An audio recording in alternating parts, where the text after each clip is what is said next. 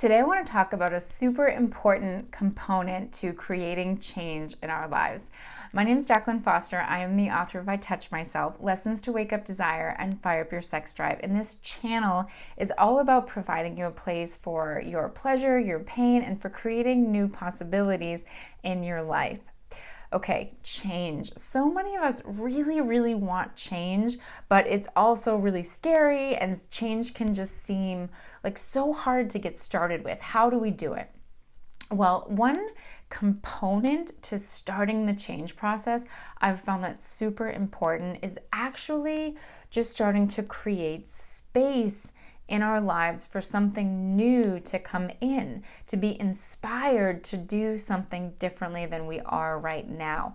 Because let's face it, for most of us, change doesn't happen well or long term when it's being suggested from outside of us, right? We all have things that people say to us like, oh, you should do this differently, or you should try this, or why aren't you doing this? A lot of things that can come to us like obligation or demands, and really, for me, that almost never works. For me to actually do something that's gonna be lasting change, that I'm gonna be excited about and want to do, has to come from within. And for me, that really comes from having enough space to actually be inspired to do something differently. So a way that I like to think about this is, imagine that every day we live, it's basically like filling in a page of a coloring book, right? Every day, imagine living our life was just like taking that preset line, that preset stencil, and just coloring it in.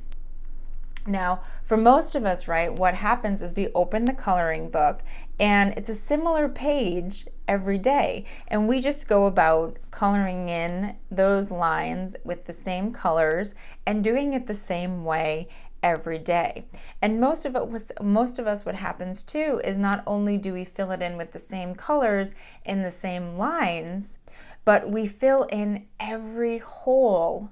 We fill in every blank space with color and with lines. So there's really no new space on that page, right? And you can think of those lines and those colors as our habits, our beliefs, and some of that is conscious stuff, right? But some of that stuff that we do so on autopilot and through instinct that if we're not aware of it, we barely even know we're doing it, right? So things become so habitual, so autopilot, and every space of our day is filled, whether it be with our thoughts or our actions or distractions, every space is filled.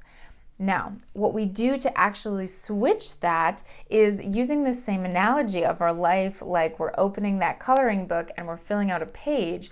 What we start to do is we actually create space so not every line and not every single area of that page is filled. There's actually open space on it where something new can be created. So how do we do that? How do we create space? Well, what's interesting is we're actually in a time with the coronavirus where a lot of our kind of normal habits and autopilot structures are being shaken up. Maybe we're not commuting to work, maybe we're working from home, or maybe there's even time off that we have from work, or there's this time that we usually had where we did these specific things where now it is being shaken up. We're not doing all of those same things. Well, the trick to this is not to fill it with distractions. It's to actually keep that space open. For example, check your phone at the door. Give yourself a time where you put that phone on airplane mode, where you don't touch it for a few hours, and you let yourself be distraction free. Now, checking that phone in the door doesn't mean you go to Netflix or the internet or check the news. It means you actually give yourself space. Yes, this is going to be uncomfortable at first, or it might be. And so if it does feel uncomfortable, that's okay, right? It's new. You're taking this space that you used to fill up right away and you're letting it be, right? I've sometimes used this space to even like sit and stare at a wall, which I've totally judged myself for and been like, what are you doing? You're so weird. This is so crazy. But then a part of me was also like, thank goodness. You are not trying to fill every second of every day. You're letting yourself be. Thank you. Right? A part of me was so happy and so appreciative for that. And even just taking time to sit with an actual open page and maybe doodle or color or do something that is not meant to be productive, but just meant to be. And as I mentioned in the beginning of the video, the reason this is so important is allowing ourselves to be and actually have open space is what allows new inspiration and new ideas to actually come from within us to inspire us to do something differently. Whether that be the way we respond in a relationship, whether that be what we want to do with our career or some idea that might help us in our current career. Or maybe for those of us that have passion projects that we're creating or a drive that we have to contribute to the world in a new way, it can actually give us space to have ideas for that.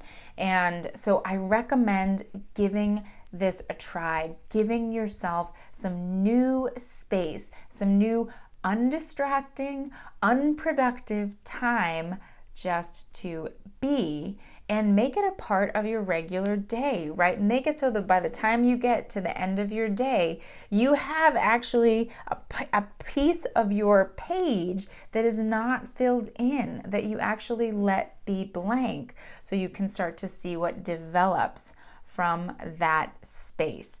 I would actually love to know what your relationship is to creating undistracting time for yourself. So leave a comment below. Do you love that space where you're like, yes, time where I can just be? Or do you run from it and try to fill every second of your day either with productivity or distraction?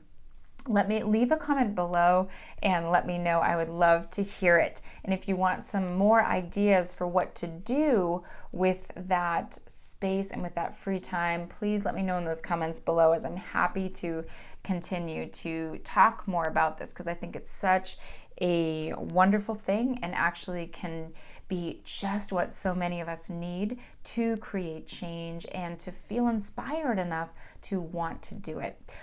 If you enjoyed this video, make sure to subscribe to this channel. Come on over to jaclynlaceyfoster.com and pop in your email so that I can send you updates and information as it comes out. Wishing you an amazing day. Keep your desire alive, and I'll see you next time. Mwah.